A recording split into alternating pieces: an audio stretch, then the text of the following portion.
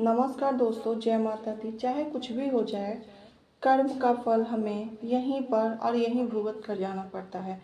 चाहे आप जितना भी प्रयत्न कर लें, जितना भी प्रयास कर लें, कितना भी आपके पास कुछ भी कोई उपाय क्यों ना कर लें, लेकिन आपको अपने कर्मों का फल यहीं पर भुगत के जाना पड़ता है। चाहे आप किसी तरह से ये सोचें कि हम यहाँ इस उपाय को करेंगे तो बच जाएंगे, ऐसा नहीं हो सकता दोस्तों। ये तो आप जानते ही होंगे कि कुछ भी आप प्रयत्न करने, लेकिन आपको अपने कर्म का फल यहीं भुगत के जाना है। चाहे आप अच्छा करें या आप चाहे बुरा करें, अच्छा करेंगे तो अच्छा ही मिलेगा और बुरा करेंगे तो बुरा ही होगा। तो आइए हम इस कहानी को अच्छे से जानते हैं एक कहानी के माध्यम से, ठीक है। बहुत दिनों की बात है दोस्तों कि एक गांव में एक बहुत ही ज्ञानी पंडित रहा करता था, ठीक है। वो एक दिन सोचा कि चलो हम अपने बगल गांव में अपने मित्र से मिलाते हैं, मतलब उससे मिलने जाने के लिए उसने एक दिन सोचा कि क्यों ना हम एक दिन अपने दोस्त से मिलने के लिए निकलते हैं। वो ज्ञानी जो पंडित था बहुत बूढ़ा हो गया था, लेकिन वो उसकी जो मतलब एज थी, एज के हिसाब से मतलब बहुत ज़्यादा बूढ़ा नहीं हुआ था दोस्तों। वो मान के चलिए 60-65 साल की उम्र में था। तो उसे एक दिन ऐसा लगा कि चलो हम अपने दोस्त के वहाँ से हो आवे, उससे मिल आवे, कि बहुत दिनों हो गए उससे मिले हुए। उसे बचपन में ही हमने देखा था, जब से वो गांव छूटा तब से हम उससे मिलने नहीं जा पाए। वो ऐसे मन में सोच रहा था, विचार कर रहा था। फिर उसने एक दिन जब सोचा कि क्यों ना आज ही निकला जाए अपने मित्र से मिलने के लिए, फिर वो उस दिन उठा और अपनी सारी तैयारी करके अपने मित्र से मिलने के लिए निकल पड़ा। लेकिन वो जब धीरे धीरे जा रहा था तो रास्ते में एक वहाँ पे बूढ़ा व्यक्ति मिल गया, और उसके साथ वो व्यक्ति भी, मतलब वो आदमी भी उसके साथ ही धीरे धीरे चलने लगा। तो इसको रहा नहीं गया, मतलब ज्ञानी पंडित जो था उसे रहा नहीं गया और पूछा कि हे प्रभु, आपका नाम क्या है। तो उसने कहा कि मेरा नाम धर्मराज है। उस पंडित को ये नाम बड़ा अटपट लगा, लेकिन वो सोचा चलो ठीक है, हो सकता है इनका नाम धर्मराज है। ये सोचकर वो वहां से दोनों साथ में धीरे धीरे चलने लगे। फिर एक गांव पड़ा, तो जो वो धर्मराज थे वो बोले कि हे पंडित, तुम चलो, हम आगे के मार्ग में तुमसे मिलते हैं, हमें इस गांव में काम है। काम का बहाना करके वो वहां चला जाता है। और जैसे ही वो, जब धर्मराज उस गांव में जाता है, तो एक सांड बनकर एक व्यक्ति को मार कर चला आता है। फिर उसके बाद से उस गांव के, जैसे ही वो उस वहाँ पे मिलता है उस पंडित से और आगे चलने लगता है, तो सुनाई पड़ता है कि इस गांव में किसी ने एक सांड मार दिया है, जो एकदम सनकी टाइप में हो गया था, सनकी जैसा हो गया था, और उसके मारने से उस व्यक्ति की मृत्यु हो गई है। वो इस बात को सोचकर पंडित बड़ा हैरान हो जाता है और सोचने लगता है कि अचानक से ऐसा क्या होगा, किसको किस मतलब सांड ने मार दिया। फिर वो दोनों चलने लगते हैं और पंडित पूछता है कि ऐसा क्या हो गया। तो वो धर्मराज जो रहता है साथ में चलते चलते, वो बोलता है मालूम नहीं दोस्त, क्या हो गया इस गांव में। फिर धीरे धीरे वो चलते रहते हैं, चलते रहते हैं। फिर एक बगल के गांव में उसको काम रहता है, मतलब यानी कि धर्मराज को काम रहता है। वो वहां बोलता है कि हे पंडित, तुम आगे चलो, हम अभी आते हैं। तो धर्मराज जो रहता है उस गांव में चला जाता है और वहां पर जाकर एक सांप बनकर किसी को मतलब काट लेता है, और वो उसकी इसी कारण से उसकी मृत्यु हो जाती है। लेकिन पंडित आगे चलता रहता है, और जैसे वो आगे के मार्ग में मुड़ने वाला जो मोड़ होता है, मोड़ पे ही वो मुड़ने वाले, मतलब अगले गांव के मुड़ने वाले मोड़ पर ही धर्मराज उस पंडित से मिल जाता है। तब तक फिर से सुनाई देता है कि इस गांव में ऐसा क्या हो गया। तो किसी ने, मतलब किसी को एक सांप ने काट लिया और सांप के काटने से उसकी मृत्यु हो गई। पंडित सोच में पड़ जाता है, जब यह व्यक्ति हर एक गांव में जा रहा है, काम है इसको, तो ऐसा क्या हो जा रहा है कि कहीं ना कहीं किसी की मृत्यु हो जा रही है। फिर भी पंडित को ये विचार करते हुए, मन में सोचते हुए वो उस धर्मराज के साथ आगे बढ़ते जाता है। लेकिन फिर कुछ समय बाद फिर एक गांव पड़ता है बगल में, तो वो बोलता है कि पंडित तुम आगे मार्ग में चलो, फिर मैं इस गांव में, मेरा एक दोस्त है उससे मैं मिल के आता हूँ। ऐसा बहाना करके वो वहाँ मिलने चले जाता है। और जैसे ही जाता है तो वो वहाँ एक बिच्छू के रूप में एक आदमी को डंक मार देता है। लेकिन पंडित को रहा नहीं जाता और वो वहाँ देखता रहता है धर्मराज को जाते और आते समय। तो जब वहाँ से धर्मराज आता है और जैसे आने के बाद से पंडित से मिलता है, तो पंडित से कहता है चलो पंडित चलते हैं, मेरा कार्य हो गया। फिर पंडित को रहा नहीं जाता और वो ज्ञानी पंडित पूछ पड़ता है कि हे प्रभु, आप क्या कर रहे हो जिसकी वजह से आप जहाँ भी जा रहे हो सभी गांव में शोर, सभी गांव में मृत्यु हो जा रही है। ये दोनों चीजें क्यों हो रही है?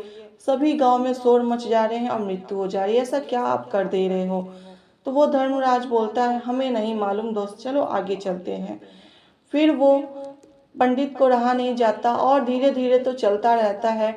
और कुछ देर बाद फिर पूछता है कि नहीं धर्मराज, जो आप किए हो, आप कौन हो, सही सही हमें बता दो कि आप जिस गांव में जा रहे हो ऐसा क्यों हो रहा है। तो धर्मराज जो रहता है वो बोलता है आप नहीं जानते हम कौन हैं, आप जो भी सोचे वही हम हैं।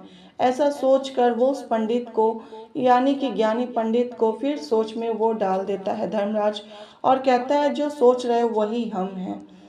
फिर वो सोचने लगता है, फिर वो चलते जाता है, चलते जाता है और बातें करते जाते हैं। लेकिन फिर उसको रहा नहीं जाता और मन में खटकते रहती है कि ये जो मेरे साथ आदमी चल रहा है ये कोई मामूली आदमी तो नहीं है, जिसके कारण मैं जहाँ भी जा रहा हूँ, इस गांव में जैसा भी है वो वहाँ पे ऐसा क्यों शोर होने लग रहा है, क्यों ऐसा हो रहा है कि मृत्यु हो जा रही है।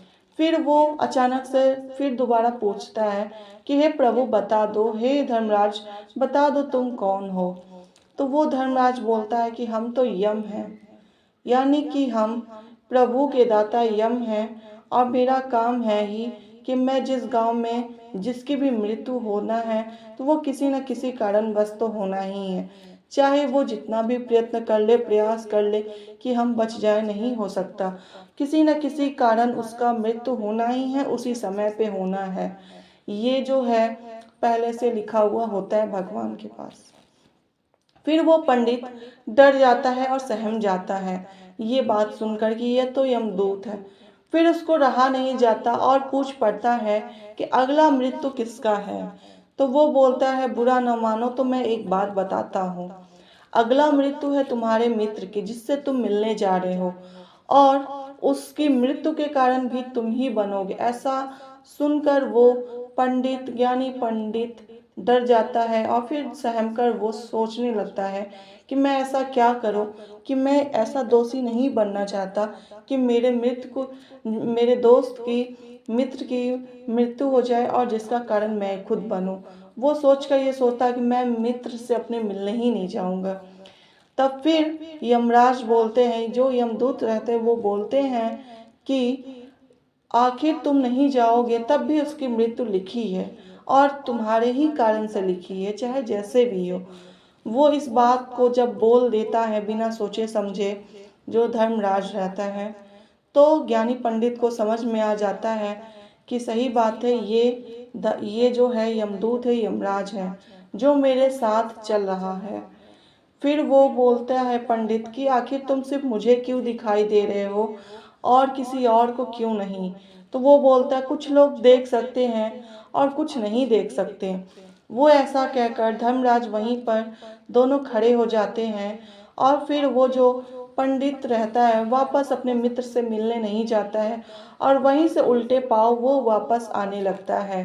तब तक उसके मित्र जो रहता है वो दूसरे ही गांव में उसको देख लिया था, लेकिन जो उसका मित्र था वो एक पैर से लंगड़ा था और मुंह से भी वो गूंगा था, इसलिए वो कुछ बुला नहीं सकता था, आवाज नहीं दे सकता था अपने दोस्त को। और दूसरे गांव में जब देखा था वहीं से उसका पीछा कर रहा था अपने दोस्त को, बिना मन मतलब जो बोलते हैं ना एकदम प्राण लगा के कि हाँ मेरे मित्र से मेरी जो दोस्ती है उनसे भेंट हो जाए, मेरे मित्र से भेंट हो जाए, ये सोचकर वो जान लगा के वहाँ से किसी तरह भागता है और उसके पीछे पीछे आ ही पड़ता है।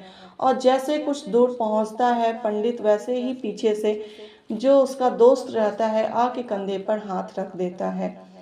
जब जैसे वो पंडित पीछे मुड़ता है और देखता है कि मेरा मित्र यहाँ है, वो देखकर आश्चर्य हो जाता है और सोचने लगता है कि कहीं इसकी मृत्यु यहाँ ना हो, कि जिसका कारण मैं ही बनूंगा। फिर वो सोचने लगता है और पूछने लगता है कि तुम कहाँ से और किस तरह से, लेकिन वो अपना जान तेज कर वो अपने दोस्त से मिलने आया रहता है, जिसके कारण से उसकी हार्ट बीट है, जो दिल की धड़कन है वो बढ़ जाती है और वो बिना कुछ बताए वहीं पर उसकी मृत्यु हो जाती है।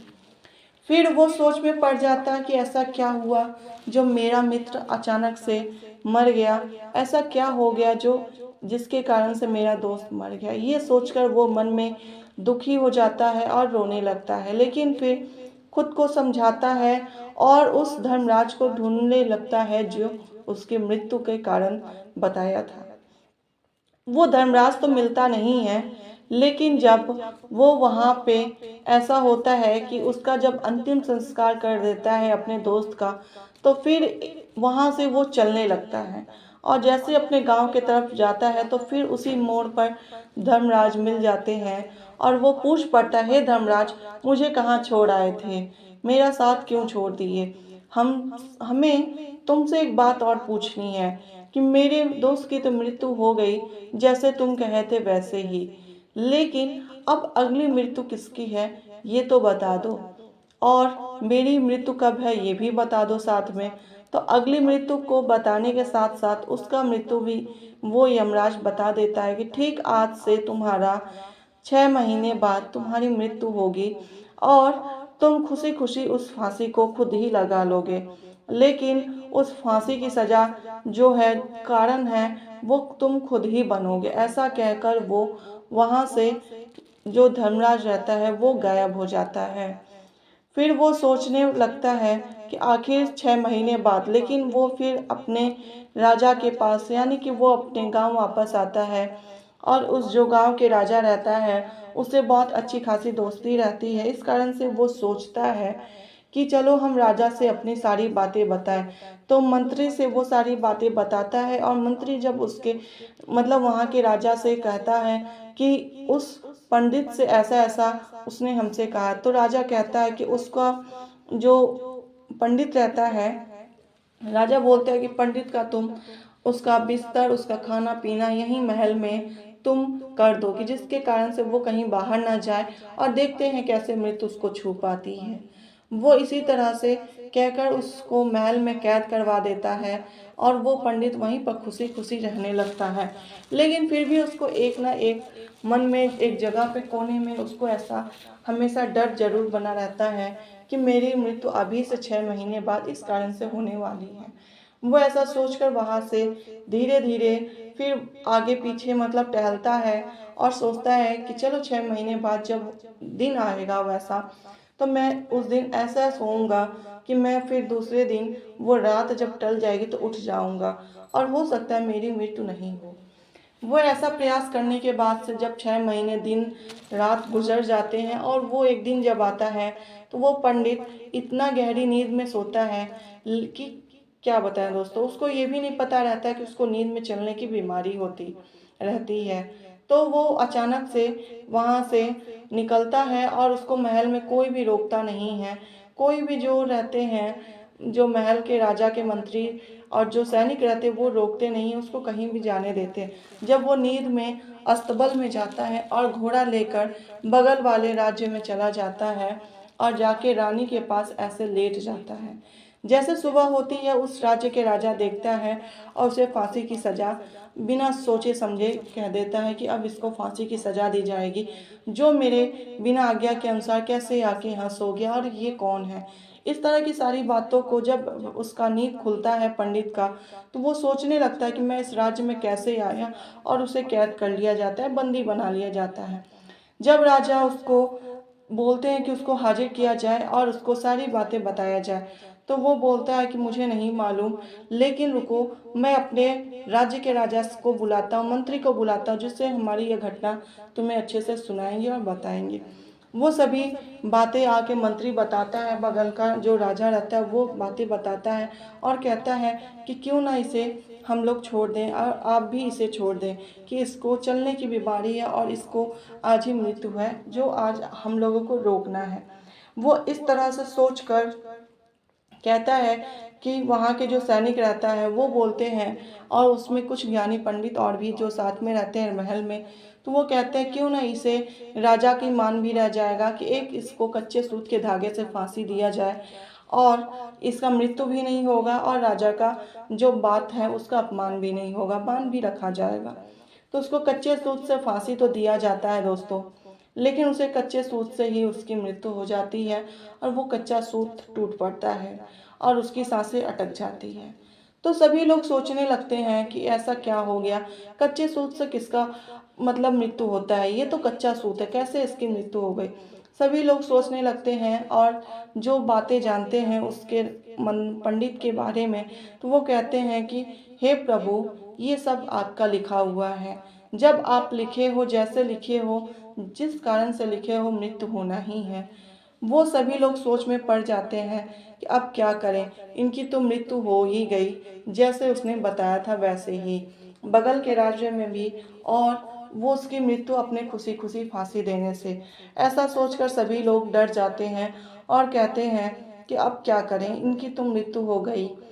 फिर उसके बाद से जानते ही हैं दोस्तों कि सभी बातों को फिर सोचा जाता है कि मतलब वो ऐसा क्या कहा था, जो धर्मराज ने कहा था वो सही कहा था, कि चाहे कुछ भी हो जाए, आप कुछ भी प्रयास कर लें, कितना भी आप कोशिश कर लें, आपकी मृत्यु उसी दिन उसी समय है जिस समय। लेकिन इसीलिए भगवान ने मनुष्य को इतनी क्षमता नहीं दी है कि वो अपने मृत्यु के बारे में जान ले, क्योंकि अगर वो जान लेगा तो वो अपने जो कुछ दिन हैं अच्छे से जी नहीं पाएगा, खुशी खुशी नहीं रह पाएगा। जब अचानक से मृत्यु होती है तो वो उसकी अचानक से खुशियाँ भी खत्म हो जाती हैं। तो इसी के लिए दोस्तों, क्योंकि वो पंडित जो था, अगर वो 6 महीने पहले नहीं जाना रहता तो वो 6 महीने का जो दिन था बहुत खुशी से और अच्छे से बिताया रहता। लेकिन जब उसे अपनी मृत्यु के बारे में मालूम हो गया तो वह कैदी बन के, एक बंदी बन के रहने लगा और अपनी मृत्यु को सोच सोच कर वो डर गया। तो उससे क्या हुआ दोस्तों, ऐसा कुछ नहीं कर पाया। तो इसी के लिए कभी भी किसी चीज़ को जानने की कोशिश ना करें जो आपके बस में ना हो, हमेशा भगवान के ऊपर छोड़ दें, जो भगवान करेगा अच्छा ही करेगा। तो इस कहानी को यहीं पे अब समाप्त करते हैं और अगली कहानी में, नई कहानी के साथ हम आपको नई वीडियो में मिलते हैं। अगर मेरी ये वीडियो पसंद आई है तो लाइक एंड सब्सक्राइब जरूर कीजिएगा और इसे ज़्यादा से ज़्यादा शेयर भी। धन्यवाद।